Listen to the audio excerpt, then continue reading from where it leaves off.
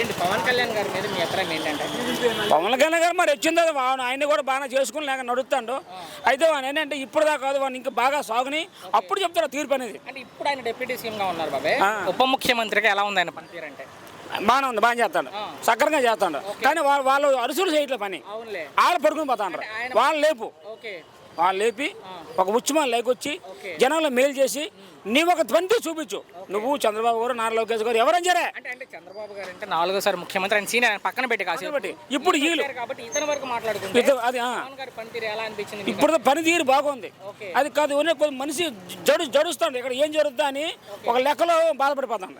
ఆ లెక్క లేకుండా ఆయన చక్కగా చేసుకుంటూ వస్తే రేపు పొద్దున్న మనకు మంచి ఫ్యూచర్ ఉంది. ఆయన డిప్యూటీ సీఎం ప్రజలకన్నా మంచి జరిగిందా లేదా ఆయన వల్ల ప్రజలకి? చేశారు చాలా వరకు. కొన్ని రోడ్లు బాగుపడ్డాయి, కొన్ని గుడ్లు బాగుపడ్డాయి.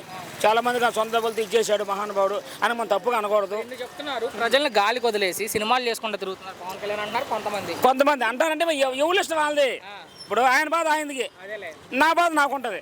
సినిమాలు కూడా చేయకూడదని కోర్టులో కూడా వేశారు కొంతమంది. అవును వేసారు కదా, అవును కోర్టులో వేసారు. దాని అభిప్రాయం ఏంటంటే మరి ఈరోజు ఇంకా సినిమా రంగం మాట ఇచ్చారు కాబట్టి ఆ ఒక ఐశ్వర్యం మమ్మల్ని తగ్గిందని ఒక చిన్న ఇంప్రెషన్ అంతే.